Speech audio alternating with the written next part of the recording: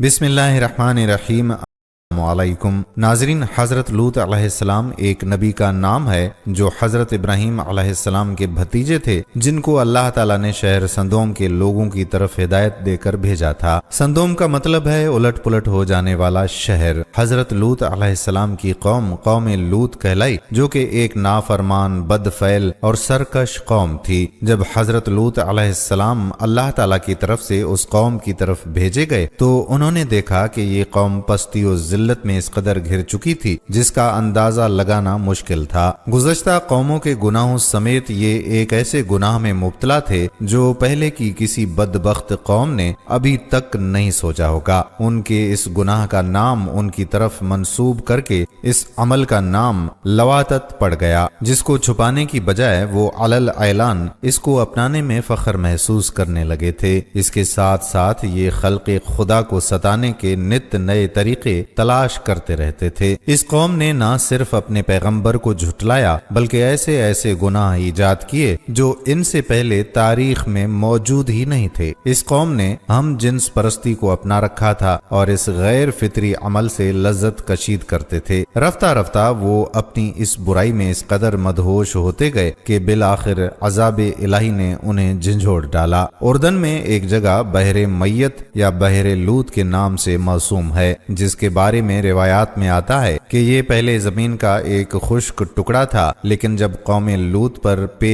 در پے عذاب آئے تو یہ خطۂ زمین تقریباً 400 میٹر نیچے چلا گیا، جس پر بعد میں پانی چڑھا آیا، اس لیے اس کا نام بحر میت یا بحر لوط مشہور ہو گیا۔ قوم لوط کون تھی، اس کے گناہ اور فسق و فجور، اس پر کیا کیا عذاب الہی لایا اور اس کا کیا انجام ہوا، یہ ساری معلومات ہم آپ کو آج کی اس ویڈیو میں بتائیں گے۔ آپ سے گزارش ہے کہ مکمل معلومات کے لیے ویڈیو کو آخر تک ضرور دیکھیں۔ ویڈیو شروع کرنے سے پہلے آپ سے گزارش ہے کہ اگر ابھی تک آپ نے ہمارا چینل سبسکرائب نہیں کیا تو نور اسلامک کو سب سے پہلے تو سبسکرائب کر لیں اور ساتھ ہی لگے بیل کے بٹن کو بھی پریس کر لیں تاکہ ہماری آئندہ آنے والی مزید ویڈیوز کا نوٹیفیکیشن آپ کو بر وقت ملتا رہے۔ تو چلتے ہیں آج کے ویڈیو کی تفصیل کی جانب۔ ناظرین گرامی، بیت المقدس اور اردن کے درمیان ایک مقام سندوم کے نام سے موجود تھا، جس پر موجود قوم کی طرف اللہ تعالیٰ نے نبوت عطا فرما کر حضرت لوط علیہ السلام کو مبعوث فرمایا تھا۔ بحر مردار کے ساحل پر قوم لوط کے مسکن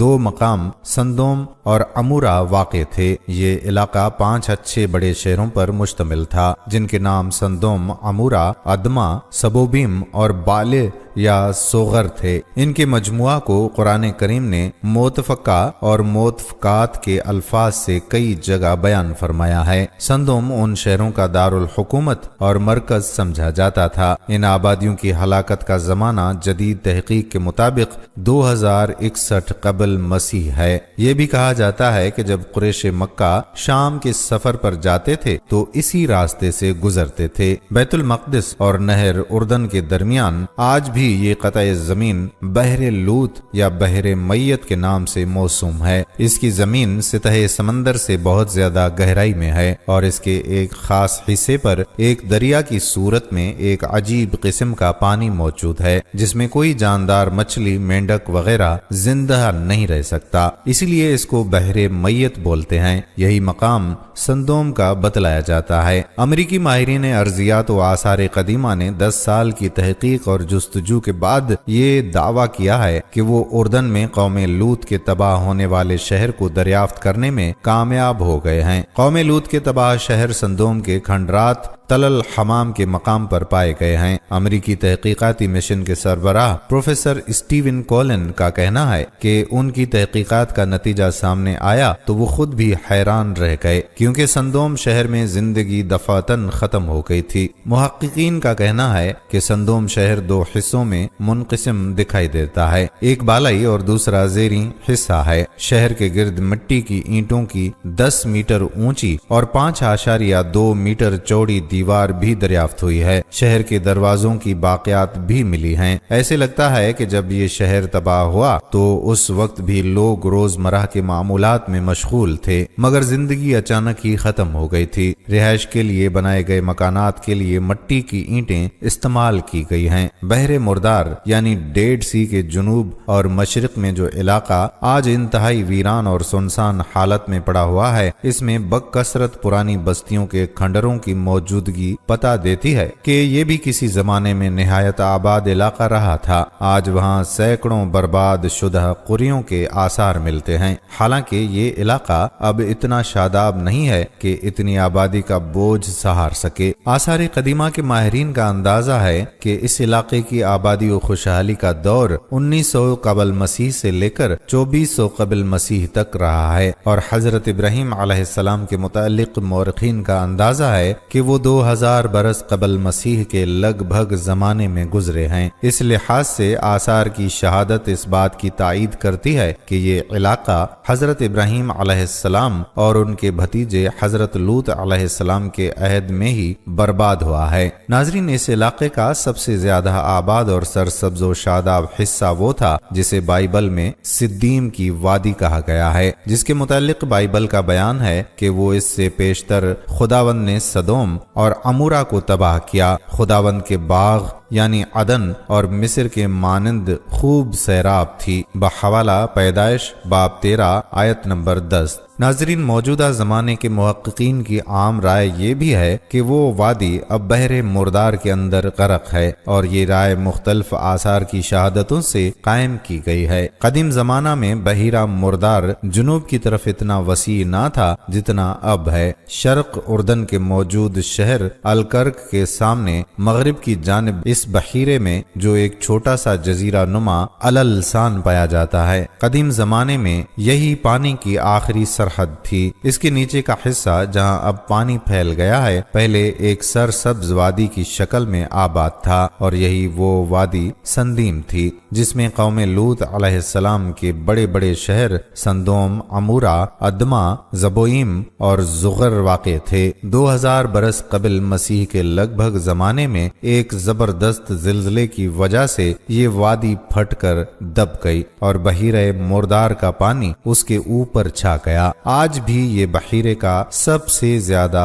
اتھلا حصہ ہے، مگر رومی عہد میں یہ اتنا اتھلا تھا کہ لوگ الالسان سے مغربی ساحل تک چل کر پانی میں سے گزر جاتے تھے۔ اس وقت تک جنوبی ساحل کے ساتھ ساتھ پانی میں ڈوبے ہوئے جنگلات صاف نظر آتے ہیں، بلکہ یہ شبہ بھی کیا جاتا ہے کہ پانی میں کچھ عمارات ڈوبی ہوئی ہیں۔ قوم لوط بکثرت جھوٹ بولنے اور فسق و فجور میں مبتلا تھی، اس کے ساتھ ساتھ ان میں اخلاقی برائیوں کی بھرمار تھی۔ وہ لوگوں کو ستانے کے نت نئے طریقے نکالتے اور اس میں بھی ایک دوسرے سے سبقت لے جانے کی کوشش کیا کرتے تھے۔ قوم لوط بد اخلاق، بد اتوار اور نہایت ہی فحش قوم تھی۔ وہ گزشتہ قوموں کی بد اعمالیوں کا مجموعہ تھی۔ دوسری طرف کچھ ایسی برائیوں اور گناہوں کی بھی موجد تھی جن کے مرتکب پہلے والی نافرمان اور عذاب یافتہ قومیں بھی نہیں ہوئی تھیں۔ ناظرین، عبد الوہاب نجار کہتے ہیں کہ میں نے عبرانی ادب کی ایک کتاب میں ان کی بعض بد اعمالیوں کا حال پڑھا ہے، جس کا خلاصہ یہ ہے کہ اہل سندوم کی یہ بھی عادت تھی کہ وہ باہر سے آنے والے تاجروں اور سوداگروں کے مال کو ایک نئے اور اچھوتے انداز سے لوٹ لیا کرتے تھے۔ چنانچہ ان کا یہ طریقہ تھا کہ جب کوئی سوداگر باہر سے آ کر سندوم میں مقیم ہوتا تو اس کے مال کو دیکھنے کے بہانے سے ہر شخص تھوڑی تھوڑی چیزیں اٹھاتا اور لے کر چل دیتا، اور تاجر بیچارہ حیران اور پریشان ہو کر رہ جاتا۔ اب اگر اس نے ضائع ہونے والے مال کا شکوہ کیا اور رونے دھونے لگا تو ان لٹیروں میں سے ایک آتا اور لوٹی ہوئی 2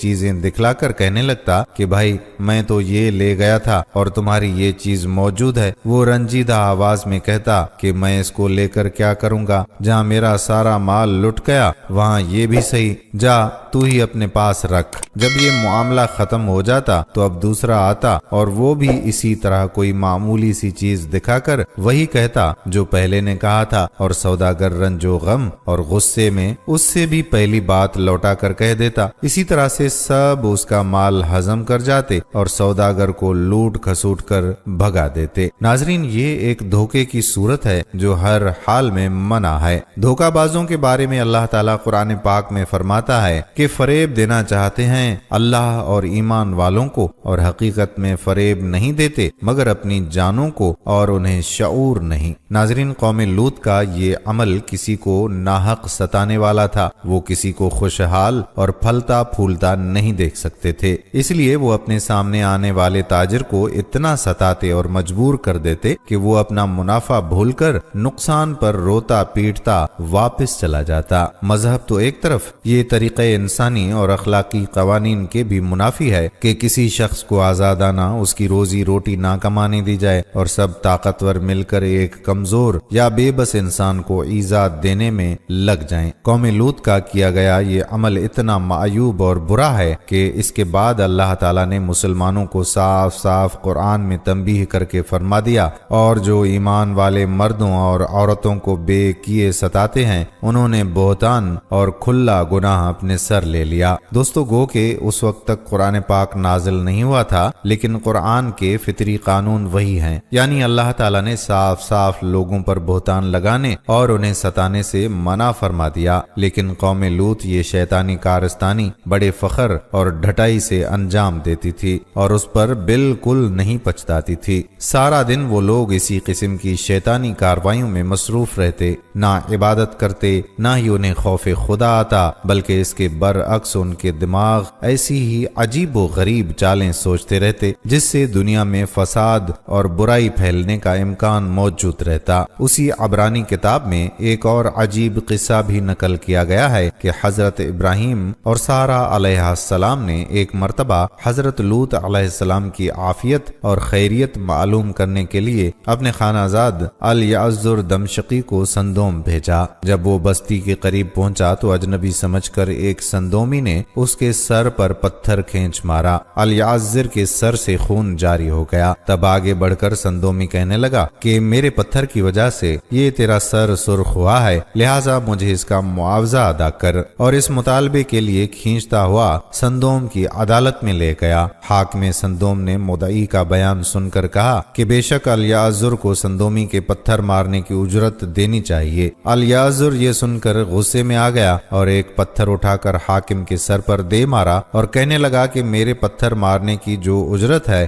وہ تو اس سندومی کو دے دینا، اور یہ کہہ کر وہاں سے بھاگ گیا۔ کتنی عجیب اور ماورائے عقل بات ہے کہ کوئی کسی انسان کو تکلیف دے کر، ستا کر اور زخمی کر کے اس سے اس کا ہر جانا بھی وصول کرے، اور وہ حاکم جو منصفی کے عہدے پر فائز بھی ہے وہ اس غیر انسانی رویے کی پشت پناہی کرتے ہوئے بے انصافی پر مبنی فیصلہ کرے تو ایسی قوم پر پھر عذاب الہی ہی آیا کرتا ہے۔ ناظرین، یہ واقعات صحیح ہوں یا غلط، لیکن ان سے یہ روشنی ضرور پڑتی ہے کہ اہل سندوم اس قدر ظالم، فحش، بے حیا، بد اخلاقی اور فسق و فجور میں مبتلا تھے کہ اس زمانے کی قوموں میں ان کی جانب اس قسم کے واقعات عام طور پر منسوب کیے جاتے تھے۔ اس سے ثابت ہوتا ہے کہ قوم لوط نہایت مغرور، بے حس اور نافرمان تھی، اور ان کا سب سے بڑا گناہ یہ تھا کہ ان میں مرد عورتوں کی بجائے مرد سے ہی اپنی جسمانی حاجت پوری کرتے اور زیادتی کرتے۔ شہر سندوم کی بستیاں بہت آباد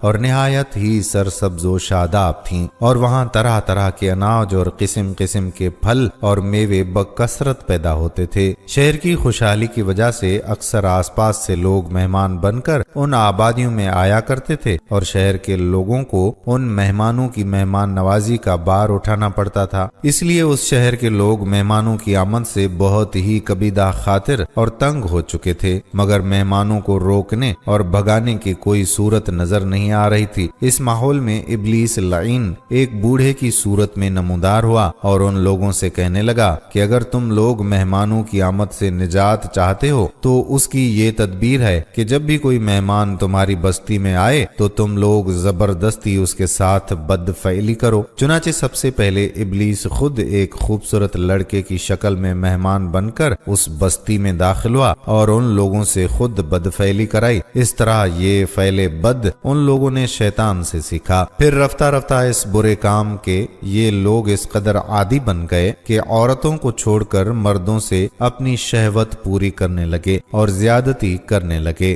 اس فعل بد میں وہ حد سے گزر گئے اور عورتوں سے منہ موڑ لیا اور مردوں سے ہی لذت لینے لگے۔ یہ ایسا قبیح فعل تھا جو ان سے پہلے کسی قوم میں موجود نہیں تھا، لیکن قوم لوط اس لواطت میں مبتلا ہو کر اس قدر آگے نکل گئی کہ یہ ہم جنس پرستی ہی ان کی پہچان بن کر رہ گئی۔ چونکہ ان کی بستیوں کو رب تعالیٰ نے بہت سرسبز و شاداب اور اناج سے بھرپور بنایا تھا، اس لیے وہ کسی دوسرے علاقے کے شخص کو یا لوگوں کو اپنی زمین پر برداشت نہیں کرتے تھے۔ اس کے علاوہ کہیں اور سے وہاں آ کر بسنے والوں میں اگر کچھ خوبیاں ہوتی تھیں تو وہ ان سے حسد کرنے لگ جاتے تھے۔ اس حسد اور فخر و غرور میں مبتلا ہو کر وہ شیطان کے اس قدر بہکاوے میں آ گئے کہ اپنے پچھلے گناہوں پر پچھتانے اور توبہ کرنے کی بجائے انہوں نے زناکاری کا نیا راستہ اختیار کر کے اپنے لیے عذاب الہی کو دعوت دے ڈالی۔ دوستو، حضرت لوط علیہ السلام کی جائے پیدائش عراق کا قدیم شہر اور ہے۔ یہی شہر حضرت ابراہیم علیہ السلام کا مسکن بھی تھا۔ حضرت لوط علیہ السلام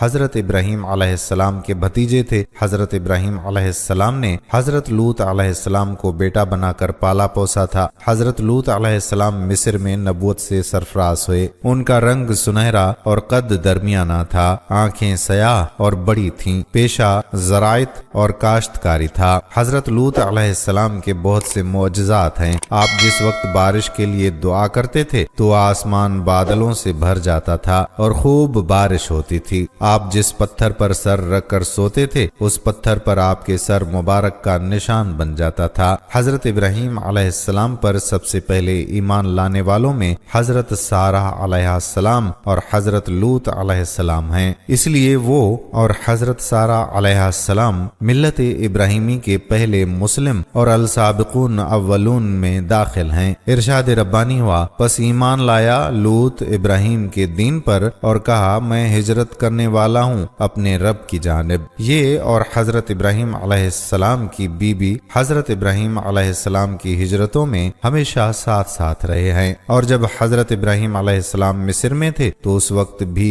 یہ ہم سفر تھے۔ تورات میں ہے کہ مصر کے قیام میں چونکہ دونوں کے پاس کافی ساز و سامان تھا اور مویشیوں کے بڑے بڑے ریوڑ تھے، اس لیے ان کے چرواہوں اور محافظوں کے درمیان بہت زیادہ کشمکش رہتی تھی۔ حضرت ابراہیم علیہ السلام کے چرواہے چاہتے تھے کہ اس چراہ گاہ اور سبززار سے پہلے ہماری ریوڑ فائدہ اٹھائیں، اور حضرت لوط علیہ السلام کے چرواہوں کی خواہش ہوا کرتی تھی کہ اول ہمارا حق سمجھا جائے۔ حضرت ابراہیم علیہ السلام نے اس صورتحال کا اندازہ کر کے حضرت لوط علیہ السلام سے مشورہ کیا اور دونوں کی صلاح سے یہ طے پایا کہ باہمی تعلقات کی خوشگواری اور دائمی محبت اور الفت کی بقا کے لیے ضروری ہے کہ حضرت لوط علیہ السلام مصر سے ہجرت کر کے شرق اردن کے علاقے سندوم اور آمورا چلے جائیں اور وہ وہاں رہ کر دین حنیف کی تبلیغ کرتے اور حضرت ابراہیم علیہ السلام کی رسالت کا پیغام سناتے رہیں، اور حضرت ابراہیم علیہ السلام پھر واپس فلسطین چلے جائیں اور وہاں رہ کر اسلام کی تعلیم اور تبلیغ کو سر بلند کریں۔ اس طرح سے حضرت لوط علیہ السلام سندوم تشریف لے گئے اور وہاں انہوں نے قوم لوط کی ذلت و پستی کو دیکھا اور ان کو تبلیغ کرنا شروع کر دیا۔ وہ قوم لوط کی حالت زار دیکھ کر دکھ میں مبتلا ہوئے اور انہیں خوف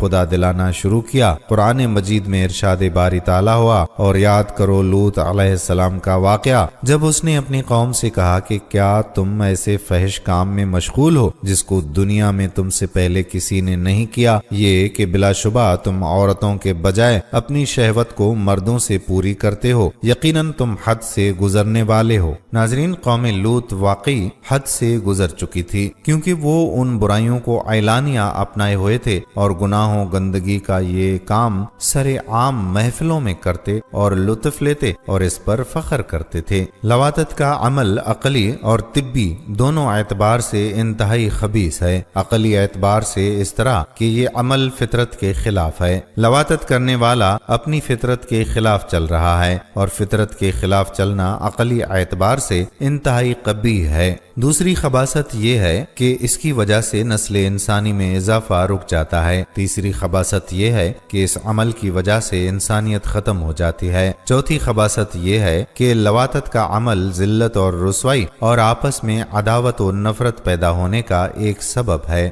نیز عقل سلیم رکھنے والے کے نزدیک وہ عمل ضرور خبیث ہے جو ذلت اور رسوائی اور نفرت پیدا ہونے کا سبب بنے۔ یہ بدکاری تمام جرموں سے بڑا جرم ہے۔ دوستو، ان حالات میں حضرت لوط علیہ السلام نے ان کو ان کی بے حیائیوں اور خباثتوں پر ملامت کی اور شرافت و طہارت کی زندگی کی رغبت دلائی، اور حسن خطابت، لطافت اور نرمی کے ساتھ جو ممکن طریقے سمجھانے کے ہو سکتے تھے ان کو سمجھایا، اور معاوضت اور نصیحت کی، اور گزشتہ اقوام کی بد اعمالیوں کے نتائج اور ثمرات بتا کر عبرت دلائی، مگر ان بدبختوں پر اثر نہ پڑا، بلکہ اس کا یہ الٹا اثر ہوا کہ کہنے لگے، اور اس لوط کی قوم کا جواب اس کے سوائے کچھ نہ تھا کہ کہنے لگے کہ ان یعنی لوط اور اس کے خاندان کو اپنے شہر سے نکال دو، یہ بے شک بہت ہی پاک لوگ ہیں۔ بے شک یہ پاک لوگ ہیں۔ قوم لوط کا یہ مذاقیہ فقرہ تھا، گویا حضرت لوط علیہ السلام اور ان کے خاندان پر طنز کرتے تھے اور ان کا ٹھٹھا اڑاتے تھے کہ بڑے پاک باز ہیں، ان کا ہماری بستی میں کیا کام، یا ناصح کی نصیحت سے غیظ و غضب میں آ کر کہتے تھے کہ اگر ہم ناپاک اور بے حیا ہیں اور وہ بڑے پاک باز ہیں تو ان کا ہماری بستی سے کیا واسطہ، ان کو یہاں سے نکال دو۔ ناظرین، حضرت لوط علیہ السلام نے پھر ایک مرتبہ بھری محفل میں ان کو نصیحت کی اور فرمایا کہ تم کو اتنا بھی احساس نہیں رہا ہے کہ یہ سمجھ سکو کہ مردوں کے ساتھ بے حیائی کا تعلق، لوٹ مار اور اسی قسم کی بد اخلاقیاں بہت برے اعمال ہیں۔ تم یہ سب کچھ کرتے ہو اور بھری محفلوں میں، مجلسوں میں کرتے ہو، اور شرمندہ ہونے کے بجائے بعد میں ان کا ذکر اس طرح سے سناتے ہو کہ گویا یہ کارنمائیاں ہیں جو تم نے انجام دیے ہیں۔ قرآن کریم میں ارشاد ربانی ہے، کیا تم ہی وہ نہیں ہو کہ تم مردوں سے بدفعلی کرتے ہو، لوگوں کی راہ مارتے ہو، اور اپنی مجلسوں میں اور اہل و عیال کے روبرو فواحش کرتے ہو۔ قوم نے اس نصیحت کو سنا تو غم و غصے سے تلملا اٹھی اور کہنے لگی کہ لوط، بس یہ نصیحتیں اور عبرتیں ختم کر، اور اگر ہمارے ان اعمال سے تیرا خدا ناراض ہے تو وہ عذاب لا کر دکھا جس کا ذکر کر کے بار بار ہم کو ڈراتا ہے، اور اگر تو واقعی اپنے قول میں سچا ہے تو ہمارا تیرا فیصلہ ہو جانا ہی اب ضروری ہے۔ قرآن پاک میں آیا، بس اس یعنی لوط علیہ السلام کی قوم کا جواب اس کے سوائے کچھ نہ تھا کہ وہ کہنے لگے تو ہمارے پاس اللہ کا عذاب لیا اگر تو سچا ہے۔ یہ ہر بگڑی ہوئی اور سرکش قوم کا المیہ رہا ہے کہ وہ نہ صرف انبیاء کو جھٹلاتی رہی ہے بلکہ سرکشی اور نافرمانی میں اس حد تک آگے نکل جاتی رہی ہے کہ عذاب الہی کے لیے اصرار بھی کرنے لگتی۔ ان لوگوں کو گمان ہوتا تھا کہ شاید وہ عذاب الہی جس سے انہیں ڈرایا جاتا ہے یا جس کی وعید سنائی جاتی ہے وہ محض ایک جھوٹی بات ہے یا ان کا وہم ہے۔ یہ اس لیے چیلنج کرتے اور نعوذ باللہ ایک طرح سے نبیوں کے ساتھ ساتھ اللہ کی طرف سے آنے والی سزا کا بھی مضحکہ اڑاتے تھے۔ دوستو، اللہ کے عذاب کو جب سر عام دعوت دی جائے تو جس طرح اس کی رحمت جوش میں آ جاتی ہے اسی طرح اللہ تعالیٰ کا جلال بھی شدید ہے۔ جس طرح سے قوم لوط اپنے لیے عذاب مانگتی رہی تھی تو یہ کیسے ممکن تھا کہ انہیں عبرت کا نشانہ نہ بنایا جاتا۔ اس لیے ایک طرف تو قوم لوط پیغمبر کا مذاق اڑا رہی تھی اور عذاب کا مطالبہ کر رہی تھی، دوسری جانب حضرت ابراہیم علیہ السلام کے ساتھ یہ واقعہ پیش آیا کہ حضرت ابراہیم علیہ السلام جنگل میں سیر کر رہے تھے۔ انہوں نے دیکھا کہ 3 اشخاص سامنے کھڑے ہیں۔ حضرت ابراہیم علیہ السلام نہایت متواضع اور مہمان نواز تھے اور ہمیشہ اس کا دسترخوان مہمان کے لیے وسیع تھا، اس لیے تینوں کو دیکھ کر وہ بے حد مسرور ہوئے اور ان کو اپنے گھر لے گئے اور بچڑا ذبح کر کے تکے بنوائے اور بھون کر مہمانوں کے سامنے پیش کیے، مگر انہوں نے کھانے سے انکار کیا۔ یہ دیکھ کر حضرت ابراہیم علیہ السلام نے سمجھا کہ یہ کوئی دشمن ہے جو حسب دستور کھانے سے انکار کر رہے ہیں اور کچھ خائف ہوئے کہ آخر یہ کون ہے۔ مہمانوں نے جب حضرت ابراہیم علیہ السلام کا اضطراب دیکھا تو ان سے ہنس کر کہا کہ آپ گھبرائیں نہیں، ہم خدا کے فرشتے ہیں اور قوم لوط کی تباہی کے لیے بھیجے گئے ہیں، اس لیے سندوم جا رہے ہیں۔ حضرت ابراہیم علیہ السلام کو اطمینان ہو گیا کہ یہ دشمن نہیں ہیں بلکہ ملائکۃ اللہ ہیں، تو اب ان کی رقت قلب، جذبہ ہمدردی اور محبت و شفقت کی فراوانی غالب آئی اور انہوں نے قوم لوط کی جانب سے جھگڑنا شروع کر دیا۔ فرمانے لگے کہ تم اس قوم کو کیسے برباد کرنے جا رہے ہو جس میں لوط جیسا خدا کا برگزیدہ نبی موجود ہے، اور وہ میرا برادر زادہ بھی ہے اور ملت حنیف کا پیروکار بھی۔ فرشتوں نے کہا ہم یہ سب کچھ جانتے ہیں، مگر خدا کا یہ فیصلہ ہے کہ قوم لوط اپنی سرکشی، بدفعلی، بے حیائی اور فواحش پر اصرار کی وجہ سے ضرور ہلاک کی جائے گی، اور لوط علیہ السلام اور اس کا خاندان اس عذاب سے محفوظ رہے گا۔ البتہ لوط کی بیوی قوم کی حمایت اور ان کی بد اعمالیوں اور بد عقیدگیوں میں شرکت کی وجہ سے قوم لوط ہی کے ساتھ عذاب پائے گی۔ ارشاد ربانی ہے، پھر جب ابراہیم سے خوف جاتا رہا اور اس کو ہماری بشارت یعنی ولادت اسحاق کی بشارت پہنچ گئی تو وہ ہم سے قوم لوط کے متعلق جھگڑنے لگا۔ بے شک ابراہیم بردبار، غمخوار، رحیم تھا۔ اے ابراہیم اس معاملے میں نہ پڑ، بلا شبہ تیرے رب کا حکم آ چکا ہے اور بلا شبہ ان پر عذاب آنے والا ہے جو کسی طرح ٹل نہیں سکتا۔ ابراہیم نے کہا اے خدا کے بھیجے ہوئے فرشتوں، تم کس لیے آئے ہو؟ انہوں نے کہا کہ ہم مجرم قوم کی جانب بھیجے گئے ہیں تاکہ ہم ان پر پتھروں کی بارش کریں۔ یہ نشان کر دیا گیا ہے تیرے رب کی جانب سے حد سے گزرنے والوں کے لیے۔ اور جب ہمارے فرشتے ابراہیم کے پاس بشارت لے آئے، کہنے لگے بے شک ہم ہلاک کرنے والے ہیں اس سندوم قریہ کے بسنے والوں کو، بلا شبہ اس کے باشندے ظالم ہیں۔ ابراہیم نے کہا کہ اس بستی میں تو لوط ہے۔ فرشتوں نے کہا ہمیں خوب معلوم ہے جو اس بستی میں آباد ہیں،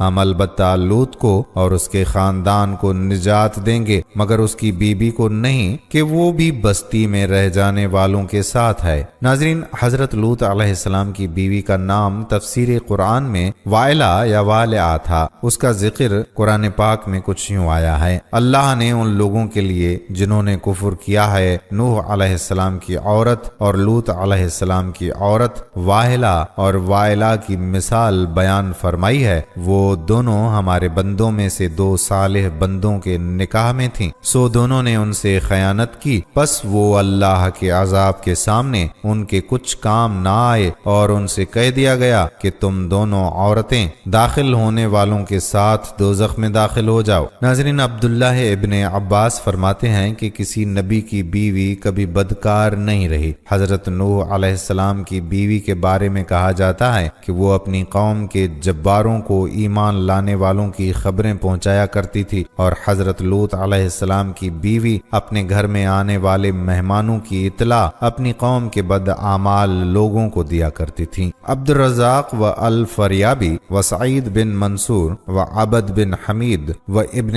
ابی الدنیا و ابن جریر و ابن منظر و ابن ابی حاتم والحاکم و صحیحہ نے کئی طریق سے ابن عباس رضی اللہ تعالی عنہ سے روایت کیا ہے کہ آیت فاختانہ ہما کی ان دونوں عورتوں نے ان دونوں بندوں کا حق ادا نہیں کیا، یعنی ان دونوں نے زنا نہیں کیا تھا، لیکن نوح علیہ السلام کی بیوی کی خیانت یہ تھی کہ وہ لوگوں سے کہتی تھی کہ یہ اللہ کا نبی مجنوں ہے، اور لوط علیہ السلام کی بیوی کی خیانت یہ تھی کہ اس نے بستی والوں کو بتا دیا تھا کہ خوبصورت مہمان آئے ہوئے ہیں، جلدی سے آ جاؤ۔ یہ اس کی خیانت تھی۔ بائبل میں حضرت لوط علیہ السلام کی بیوی سب سے پہلے کتاب پیدائش میں آیا ہے کہ بیان کیا گیا ہے کہ جب اس نے سندوم کی طرف پیچھے مڑ کر دیکھا تو وہ کیسے نمک کا ستون بن گئی۔ اس کا نام بائبل میں نہیں ہے، لیکن کچھ یہودی روایات میں اسے ادو یا ایدیت کہا جاتا ہے۔ ناظرین، حضرت لوط علیہ السلام کی تبلیغ کا قوم پر کوئی اثر نہ ہوا اور وہ اپنی بد اخلاقیوں پر اسی طرح سے قائم رہی۔ حضرت لوط علیہ السلام نے یہاں تک غیرت دلائی کہ تم اس بات کو نہیں سوچتے کہ میں رات دن جو اسلام اور صراط مستقیم کی دعوت و پیغام کے لیے تمہارے ساتھ حیران اور سرگرداں ہوں، کیا کبھی میں نے تم سے اس سعی و کوشش کا ثمر عمر طلب کیا ہے؟ کیا کوئی اجرت مانگی ہے؟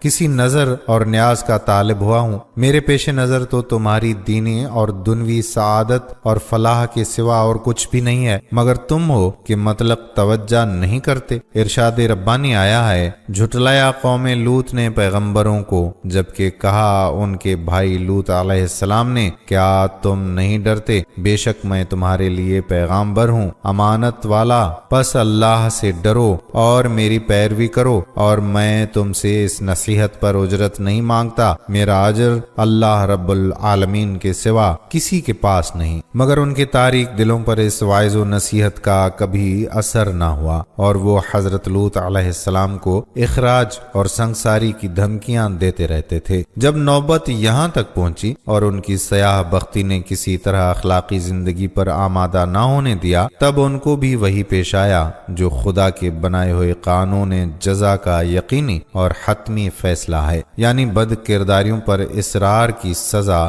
بربادی اور ہلاکت۔ غرض ملائکۃ اللہ حضرت ابراہیم علیہ السلام کے پاس سے روانہ ہو کر سندوم پہنچے اور لوط علیہ السلام کے یہاں مہمان ہوئے۔ یہ اپنی شکل و صورت میں حسین اور خوبصورت اور عمر میں نوجوان لڑکوں کی شکل و صورت میں تھے۔ حضرت لوط علیہ السلام نے ان مہمانوں کو دیکھا تو گھبرا گئے اور ڈرے کہ بدبخت قوم میرے ان مہمانوں کے ساتھ کیا معاملہ کرے گی، کیونکہ ابھی تک ان کو یہ نہیں بتایا گیا تھا کہ یہ خدا کے پاک فرشتے ہیں۔ ابھی حضرت لوط علیہ السلام اسی حیث و بیس میں تھے کہ قوم کو خبر لگ گئی اور لوط علیہ السلام کے مکان پر چڑھ آئے اور مطالبہ کرنے لگے کہ تم ان کو ہمارے حوالے کر دو۔ حضرت لوط علیہ السلام نے بہت سمجھایا اور کہا کہ کیا تم میں کوئی بھی سلیم فطرت انسان نہیں ہے کہ وہ انسانیت کو برتے اور حق کو سمجھے؟ تم کیوں اس لعنت میں گرفتار ہو اور خواہشات نفس کے ایفا کے لیے فطری طریقے عمل کو چھوڑ کر اور حلال طریقے سے عورتوں کو رفیق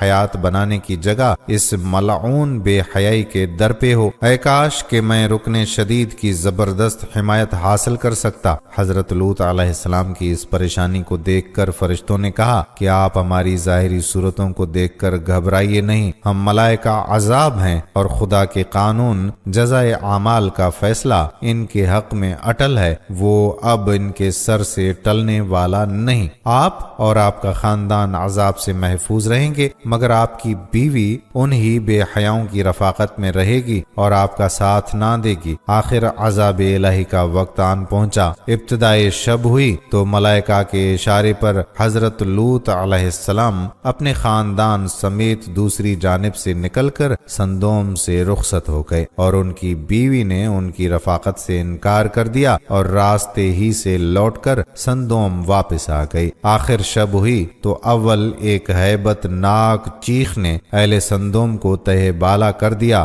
اور پھر آبادی کا تختہ اوپر اٹھا کر الٹ دیا، اور اوپر سے پتھروں کی بارش نے ان کا نام و نشان تک مٹا دیا، اور وہی ہوا جو گزشتہ اقوام کی نافرمانی اور سرکشی کا انجام ہو چکا ہے۔ ارشاد باری تعالیٰ ہے، اور پھر جب ایسا ہوا کہ بھیجے ہوئے فرشتے خاندان لوط کے پاس پہنچے تو انہوں نے کہا کہ تم لوگ اجنبی معلوم ہوتے ہو۔ انہوں نے کہا کہ نہیں، یہ بات نہیں ہے، بلکہ ہم تمہارے پاس وہ بات لے کر آئے ہیں جس میں لوگ شک کیا کرتے تھے، یعنی ہلاکت کے ظہور کی خبر جس کا لوگوں کو یقین نہ تھا۔ ہمارا آنا ایک امر حق کے لیے ہے اور ہم اپنے بیان میں سچے ہیں، بس چاہیے کہ کچھ رات رہے اپنے گھر کے لوگوں کو لے کر نکل جاؤ اور ان کے پیچھے قدم اٹھاؤ، اور اس بات کا خیال رکھو کہ کوئی پیچھے مڑ کر نہ دیکھے، جہاں جانے کا حکم دیا گیا ہے اسی طرف رخ کیے چلے جائیں۔ غرض کہ ہم نے لوط پر حقیقت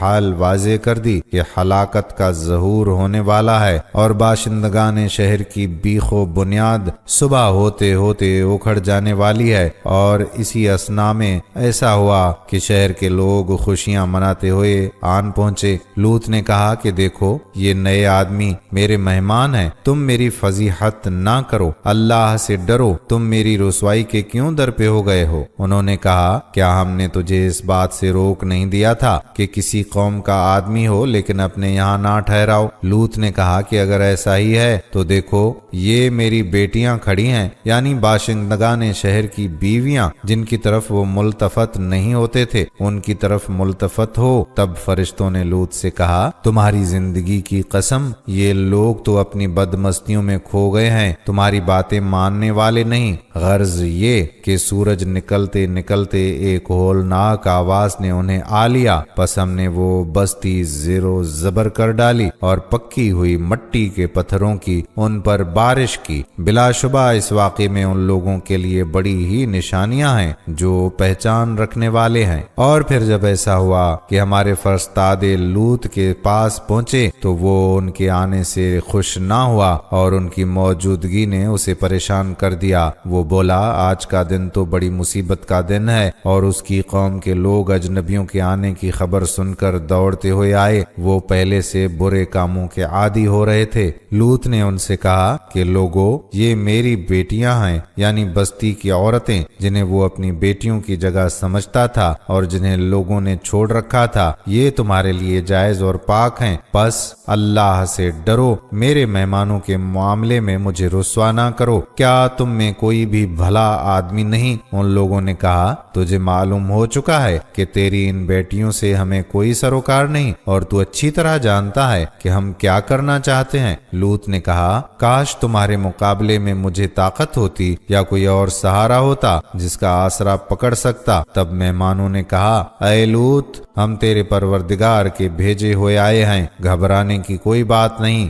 یہ لوگ کبھی تجھ پر قابو نہ پا سکیں گے۔ تو یوں کر کہ جب رات کا ایک حصہ گزر جائے تو اپنے گھر کے آدمیوں کو ساتھ لے کر نکل چل، اور تم میں سے کوئی ادھر ادھر نہ دیکھے، یعنی کسی بات کی فکر نہ کرے، مگر ہاں تیری بیوی ساتھ دینے والی نہیں، وہ پیچھے رہ جائے گی، اور جو کچھ ان لوگوں پر گزرنا ہے وہ اس پر بھی گزرے گا۔ ان لوگوں کے لیے عذاب کا مقررہ وقت صبح کا ہے، اور صبح کے آنے میں کچھ دیر نہیں۔ پھر جب ہماری ٹھہرائی ہوئی بات کا وقت آن پہنچا تو اے پیغمبر، ہم نے اس بستی کی تمام بلندیاں پستی میں بدل دیں، یعنی بستی کو الٹ دیا اور زمین کے برابر کر دیا، اور اس پر آگ میں پکے ہوئے پتھر لگاتار برسائے کہ تیرے پروردگار کے حضور اس غرض سے نشانی کیے ہوئے تھے۔ یہ بستی ان ظالموں سے یعنی اشرار مکہ سے کچھ دور نہیں ہے، یہ اپنی سیر و سیاحت میں وہاں سے گزرتے رہتے ہیں، اور اگر چاہیں تو اس سے عبرت پکڑ سکتے ہیں۔ پھر ارشاد ربانی ہوا، پھر بچا دیا ہم نے اس کو اور اس کے گھر والوں کو، سب کو مگر ایک بڑھیا رہ گئی رہنے والوں میں۔ پھر اٹھا مارا ہم نے ان دوسروں کو اور برسایا ان پر ایک برساؤ، سو کیا برا برساؤ تھا ان ڈرائے ہوں کا۔ البتہ اس بات میں نشانی ہے، اور ان میں بہت لوگ نہیں تھے ماننے والے، اور تیرا رب وہی ہے زبردست رحم والا۔ اللہ نے بتلائی ایک مثال منکروں کے واسطے، عورت نوح کی اور عورت لوط کی۔ گھر میں تھیں دونوں، دو نیک بندوں کے، ہمارے نیک بندوں میں سے، پھر انہوں نے ان سے خیانت کی، پھر وہ کام نہ آئے ان کے اللہ کے ہاتھ سے کچھ بھی، اور حکم ہوا کہ چلی جاؤ دوزخ میں جانے والوں کے ساتھ۔ ناظرین، اللہ تعالیٰ نے اس قوم کو عذاب میں مبتلا کیا، لیکن آل لوط کو اس سے محفوظ رکھا۔ آل لوط سے مراد لوط علیہ السلام کی قوم نہیں، بلکہ ان کے رفقا اور پیروکار ہیں، جن میں ان کی بیوی جو ایمان نہ لائی وہ بھی شامل نہیں۔ شہر صندوم کی ایک حسین اور دلکش صبح ہے۔ حسب معمول نسیم سحر کے معطر پرکیف جھونکے چار سو پھیلے ہوئے ہیں۔ قدرتی حسن سے مالا مال سرسبز و شاداب پہاڑیوں کے بیچ اس حسین و جمیل مہکتی وادی، اور اس میں گنگناتی بل کھاتی شفاف نیلے پانی کی آبشاریں، گہری جھیلیں، اناج کے خوشوں کی سبز چادر سے ڈھکے میدان، انواع و اقسام کے پھلوں سے لدے باغات، گھنے جنگلات کے درختوں کے پتوں کی سرسراہٹ، شاخوں پر چہکتے پھرتے اپنے رب کی تسبیح پڑھتے رنگ برنگ پرندے، اور آسمان پر تیرتے سفید اور بھورے بادلوں کی اوٹ سے جھانکتی سنہری روپلی کرنیں ان مکینوں کی منتظر ہیں کہ جو اس سعادت عظمہ سے محروم اپنے آشیانہ استراحت میں گہری نیند خواب خرگوش کے مزے لے رہی ہیں۔ خلاف توقع آج جنگلی مرغ زرین کی خوش کن بانگ میں خوف اور اداسی کی جھلک ہوتی ہے۔ ابھی مشرق سے ابھرتے سورج کی چمکدار کرنیں شہر کو مکمل طور پر اپنی لپیٹ میں لے بھی نہ پائی تھی کہ اچانک خوبصورت ماحول میں وحشت ناک خاموشی چھا گئی۔ پرندوں نے چہچہانا بند کر دیا، درختوں کی سرسراہٹ، آبشاروں جھرنوں کی گنگناتی آوازیں رک گئیں، باد صبا روٹ کر واپس چلی گئی۔ ہیبت ناک خاموشی میں کتوں کے رونے کی آوازیں اور پرندوں کا خاموش ہو جانا کسی آنے والی آفت کا پیش خیمہ لگ رہا ہے۔ وادی پر گھٹا ٹوپ اندھیرے میں موت کا سا سناٹا چھا گیا۔ شہر کے باسی ابھی پورے طور پر بیدار بھی نہ ہونے پائے تھے کہ اچانک ایک خوفناک جھٹکے نے لمحوں میں سب کچھ ختم کر ڈالا۔ اللہ کے حکم سے روح الامین حضرت جبرائیل علیہ السلام نے اپنے ایک پر کی نوک سے پورے شہر کو اٹھا کر آسمان پر پہنچایا اور پھر الٹ کر واپس زمین پر پٹخ دیا۔ اس طرح دنیا کی حسین و جمیل وادی زمین میں 420 میٹر اندر دھس کر پانی کی تہ میں غرق ہو گئی۔ یہ 5 خوبصورت شہروں کی ایک بستی تھی جس کا کوئی ایک فرد بھی زندہ نہ بچا، لیکن اللہ نے اس عظیم شہر کے کھنڈرات کو مستقبل کے لیے عبرت کا سامان بنا کر محفوظ کر لیا، جیسا کہ قرآن کریم میں ارشاد ربانی ہے، اور ہم نے سمجھنے والوں کے لیے اس بستی میں ایک کھلی نشانی چھوڑ دی۔ آل لوط کا ذکر قرآن میں 4 مرتبہ آیا ہے۔ سورہ حجر آیت نمبر 59، سورہ حجر آیت نمبر 61، سورہ نمل آیت نمبر 56، سورہ قمر آیت نمبر 34۔ آل لوط سے مقصود ترمیم۔ آل لوط سے مراد لوط علیہ السلام اور وہ سب ہیں جنہوں نے آپ کے دین کو قبول کیا، جیسے بنی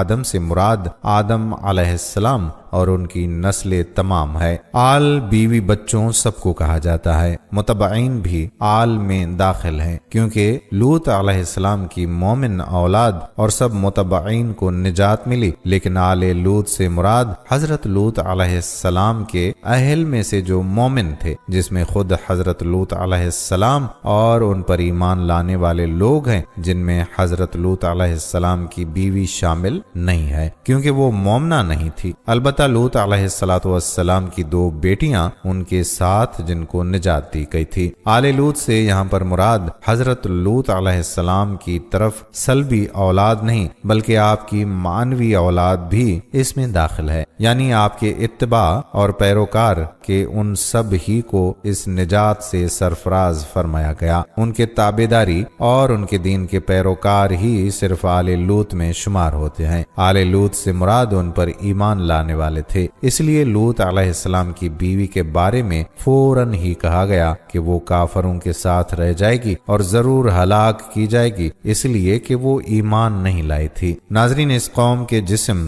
دریائے مرداد یعنی دا ڈیڈ سی میں پائے گئے تھے۔ اس دریا کی خاصیت تھی کہ اس میں نمک کی مقدار اتنی زیادہ ہے کہ اگر کوئی بھاری آدمی اس پر لیٹ جائے تو وہ ڈوبے گا نہیں، اور فرعون بھی اس دریا میں سے ہی پایا گیا تھا۔ قرآن کریم کی سورۃ العنکبوت کی آیت نمبر 35 میں اللہ تعالیٰ نے قوم لوط کی تباہی کی طرف اشارہ کرتے ہوئے بتایا کہ قوم لوط پر عذاب نازل کیا گیا مگر ان کے تباہ شدہ شہر کو آنے والے انسانوں کے لیے عبرت کے طور پر باقی رکھا۔ اللہ تعالیٰ فرماتا ہے، اور ہم نے اہل خرد کے لیے کچھ واضح نشانیاں باقی چھوڑ دیں۔ ناظرین، تورات میں بھی قوم لوط کی تباہی کا تذکرہ موجود ہے۔ تورات میں سفر تکوین میں مذکور ہے کہ اللہ تعالیٰ نے قوم لوط کو آگ سے عذاب دیا۔ امریکی محقق کولیز اور اس کے ساتھیوں کا کہنا ہے کہ حقیقی معنوں میں قوم لوط کے شہر کی دریافت ایک گم شدہ خزانے کی دریافت ہے۔ انہوں نے بتایا کہ تحقیق سے ہم نے یہ نتیجہ اخذ کیا ہے کہ قوم لوط کے شہر میں زندگی دفعتاً ختم ہو گئی تھی۔ ان کا مزید کہنا ہے کہ تحقیقات سے اندازہ ہوتا ہے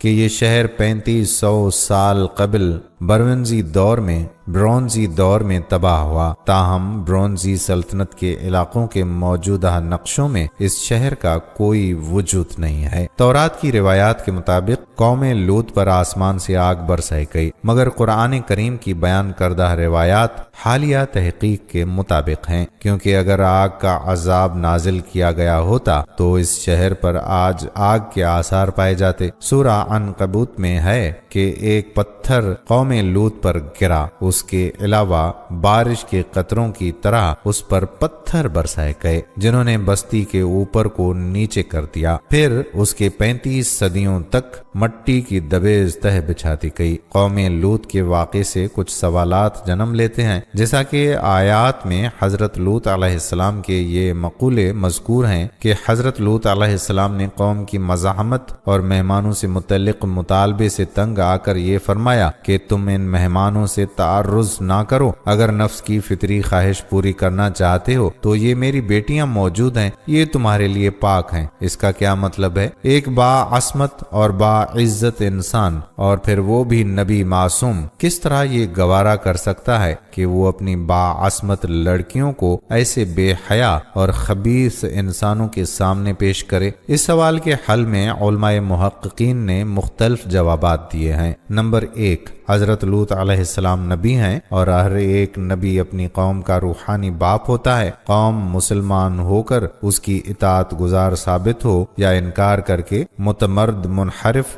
دونوں صورتوں میں وہ اس کی امت میں داخل ہے۔ اگرچہ پہلی امت امت اجابت ہے اور دوسری امت امت دعوت، اور اس لیے تمام امت اس کی اولاد ہی ہوتی ہے اور نبی اور رسول اس کا روحانی باپ۔ لہذا حضرت لوط علیہ السلام کا مطلب یہ تھا کہ بدبختو، تمہارے گھروں میں یہ سب میری بیٹیاں تمہاری رفیق حیات ہیں اور تمہارے لیے حلال، پھر تم ان کو چھوڑ کر اس ملعون اور خبیث کام پر اصرار کرتے ہو۔ ایسا نہ کرو۔ یہ مقصد نہ تھا کہ وہ اپنی سلبی لڑکیاں ان کو پیش فرما رہے تھے۔ نمبر 2، تورات اور دیگر روایات سے یہ معلوم ہو چکا ہے کہ فرشتے جو حضرت ابراہیم علیہ السلام کو حضرت اسحاق علیہ السلام کی بشارت دے کر قوم لوط کو ہلاک کرنے آئے تھے، 3 تھے۔ اس لیے یہ ناممکن تھا کہ 3 افراد کے لیے پوری بستی خواہش مند ہو جن کی تعداد ہزاروں تک پہنچتی ہے، بلکہ اصل بات یہ تھی کہ اس قوم میں 2 سردار تھے اور انہوں نے ہی لوط علیہ السلام کے مہمانوں کا مطالبہ کیا تھا۔ باقی قوم اپنی اس عام بدکاری کی وجہ سے ان کی حمایت میں جمع ہو گئی تھی، اور چونکہ حضرت لوط علیہ السلام کی 2 بیٹیاں کنواری موجود تھیں، اس لیے انہوں نے ان دونوں سرداروں کو سمجھایا کہ تم اپنے اس خبیث اور شنی مطالبے سے باز آ جاؤ اور میں اس کے لیے تیار ہوں کہ اپنی 2 لڑکیوں کا نکاح تم سے کر دوں۔ مگر انہوں نے صاف صاف انکار کر دیا اور کہا کہ لوط، تجھے معلوم ہے کہ ہم عورتوں کی جانب رغبت نہیں رکھتے۔ حضرت لوط علیہ السلام نے بے شک اپنی بیٹیوں ہی کے متعلق یہ جملہ فرمایا تھا، مگر اس کی حیثیت اس بزرگ کے مقولے کی طرح ہے جو کسی کو ناحق پٹتا ہوا دیکھ کر ظالم مارنے والے سے یہ کہے کہ اس کو نہ مار، اس کے عوض مجھ کو مار لے، حالانکہ وہ خوب جانتا ہے کہ وہ کبھی ایسی جرت نہیں کر سکے گا کیونکہ وہ اس کا چھوٹا ہے یا ماتحت ہے۔ پس جس طرح اس شخص کا مقصد مارنے والے کو عار اور شرم دلانا ہوتا ہے، اسی طرح سے حضرت لوط علیہ السلام نے ان کو شرم اور عار دلانے اور اس قبیح فعل پر ذلیل اور نادم کرنے کے لیے یہ جملہ فرمایا، اور ان کو یہ یقین تھا کہ نہ یہ بدبخت اس طرف راغب ہوں گے اور نہ وہ عملاً ایسا کریں گے۔ امام زاری اصفہانی اور ابو سعود اسی توجیہ کو پسند فرماتے ہیں اور عبد الوہاب نجار مصری کی بھی یہی رائے ہے، مگر ہمارے نزدیک پہلی توجیہ زیادہ صحیح اور قابل قبول ہے، اور علامہ عبد الوہاب کا اس کے متعلق یہ کہنا صحیح نہیں کہ یہ قول اس لیے کمزور ہے کہ یہ کس طرح ہو سکتا ہے کہ حضرت لوط علیہ السلام ان کافر عورتوں کے باپ تسلیم کیے جائیں، اس لیے کہ ہم شروع جواب ہی میں تصریح کر چکے ہیں کہ نبی معصوم اپنی اس تمام امت کا روحانی باپ ہوتا ہے جس کی جانب اس کو مبعوث کیا گیا ہے۔ یہ جدا بات ہے کہ امت اجابت اس کی عطا کردہ سعادت و فلاح سے مستفید ہوتی ہے اور امت دعوت اس سے محروم رہتی ہے۔ نیز آج بھی یہ دستور ہے کہ کافر و مسلم کے امتیاز کے بغیر بڑے بوڑھے بستی کی لڑکیوں کو اپنی بیٹیاں کہا کرتے ہیں۔ دوسرا سوال اس چیز سے نکلتا ہے کہ حضرت لوط علیہ السلام نے جب یہ دیکھا کہ قوم ان کے مہمانوں کے ساتھ بد اخلاقی پر تلی ہوئی ہے اور کسی طرح ان پر عار دلانے کا اثر ہوتا ہوتا ہے اور نہ حیا اور مروت اور اخلاق و انسانیت کے نام پر اپیل کا کوئی اثر ہوتا ہے، تب پریشان خاطر ہو کر فرمایا کاش میرے لیے تم سے مقابلے کی طاقت ہوتی یا پناہ ملتی کسی زبردست قوت پناہ کے ساتھ۔ اس رکن شدید سے کیا مراد ہے؟ کیا حضرت لوط علیہ السلام خدا کی قدرت پر بھروسہ نہیں رکھتے تھے جو کسی رکن شدید کی پناہ کے طالب تھے؟ نعوذ باللہ۔ اس مشکل کا حل بخاری کی روایت نے بخوبی کر دیا ہے، اور اس روایت میں ہے کہ رسول اکرم صلی اللہ علیہ وآلہ وسلم نے ارشاد فرمایا کہ اللہ تعالیٰ لوط علیہ السلام کی بخشش کرے کہ وہ جس درجہ پریشان کیے گئے کہ رکن شدید کی پناہ کے طالب ہوئے، اور ان کے لیے رکن شدید ان کا پروردگار اور ان کا خالق ہے۔ ناظرین، تفسیر کی بعض کتابوں میں مذکور ہے کہ رکن شدید میں رکن سے مراد خاندان ہے۔ حضرت لوط علیہ السلام نے سندوم کے باشندوں کی بے مروتی اور وحشت کو محسوس کیا تو بقضائے بشریت فرمایا کہ کاش کہ میں خاندان والوں سے وابستہ ہوتا تو یہ پریشانی نہ ہوتی۔ چنانچہ اس کے بعد حق تعالیٰ نے انبیاء و رسول کو ان کے اپنے خاندان اور برادری میں مبعوث کیا، مگر یہ توجیہ مضبوط نہیں ہے اور اپنے اندر کافی سقم رکھتی ہے۔ اس لیے صحیح توجیہ یہی ہے جو صحیح بخاری میں خود ذات اقدس صلی اللہ علیہ وآلہ وسلم سے منقول ہے۔ حضرت لوط علیہ السلام کے اس قول کو سن کر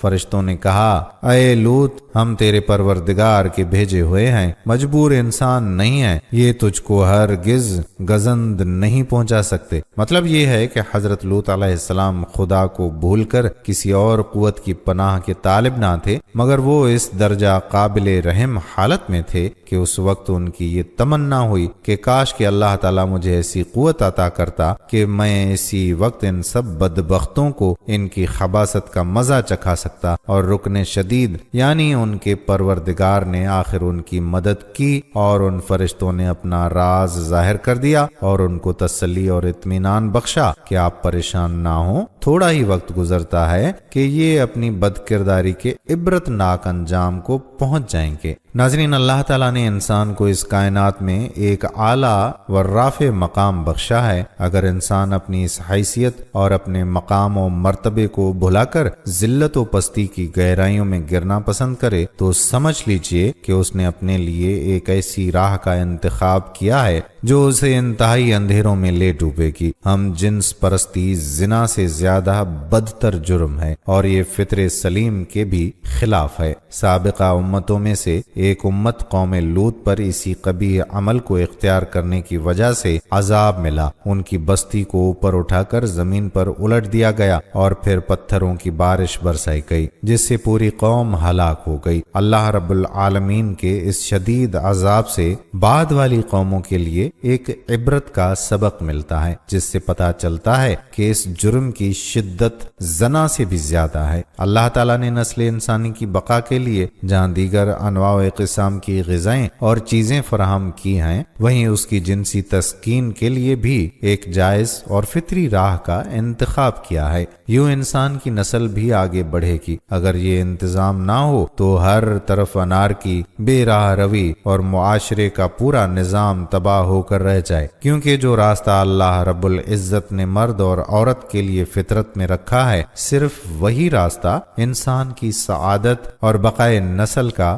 باعزت راستہ ہے، اور جو اس راستے کے علاوہ کوئی اور راستہ اختیار کرے وہ فطرت سے باغی اور اللہ تعالیٰ کا دشمن ہے۔ اللہ تعالیٰ کا ارشاد ہے کہ پس جو کوئی ان دو کے سوا اپنی خواہشات پوری کرنے کا کوئی راستہ اختیار کرے گا تو وہی لوگ حد سے تجاوز کرنے والے ہیں، یعنی بیوی اور لونڈی کے علاوہ کسی بھی طریقے سے شہوت پوری کرنے والے ہی حد سے بڑھنے والے ہیں۔ اس آیت سے اپنی منکوحہ عورتوں اور اپنی لونڈیوں کے سوا کسی بھی عورت سے جمع حد سے بڑھنا ٹھہرا۔ ناظرین، شیطان کے تیروں میں سے پہلا تیر نظر ہے، اس لیے سب سے پہلے اس کی حفاظت کی جائے، کیونکہ یہ بد نظری ہی ایسا چور دروازہ ہے کہ عام طور پر برائی کی ابتدا یہیں سے ہوتی ہے، اور اسی بد احتیاطی کی وجہ سے زندگی بھر کی نیک نامیوں پر بٹا لگ جاتا ہے۔ اس بدترین گناہ کی سنگینی کو محسوس کرتے ہوئے اسلامی شریعت शरीयत ने अवलन बदनजरी के हर दरवाजे को बंद करने पर निहायत जोर दिया है। कुरान करीम में फरमाया गया, मोमिन मर्दों से कह दे अपनी कुछ निगाहें नीची रखें और अपनी शर्मगाहों की हिफाजत करें, ये उनके लिए ज्यादा पाकीज़ा है। बेशक अल्लाह इससे पूरी तरह बाखबर है जो वो करते हैं। नाजरीन, ये थी हमारी आज की वीडियो। हम उम्मीद करते हैं कि आपको हमारी आज की वीडियो पसंद आई होगी। अगर वीडियो पसंद आई है तो इस वीडियो को लाइक करें और अपने प्यारे दोस्तों के साथ शेयर कर दें। कमेंट्स में आप हमें बताएं कि आप और किन किन मौज़ूआत पर हमारी वीडियोस देखना चाहते हैं। इसके साथ साथ आप कमेंट्स में हमसे सवालात भी पूछ सकते हैं, लेकिन ये सब करने से पहले हमारे चैनल को सब्सक्राइब जरूर कर लें और बेल के बटन को भी प्रेस कर दें ताकि हमारी आने वाली मजीद मालूमाती वीडियोस का नोटिफिकेशन आपको बर वक्त मिल सके और आप इल्म के इस खजाने से मुस्तफीद हो सकें। अब मुलाकात होती है आने वाली वीडियो में। तब तक के लिए खुदा आपका हामी व नासिर हो। फी अमानुल्लाह।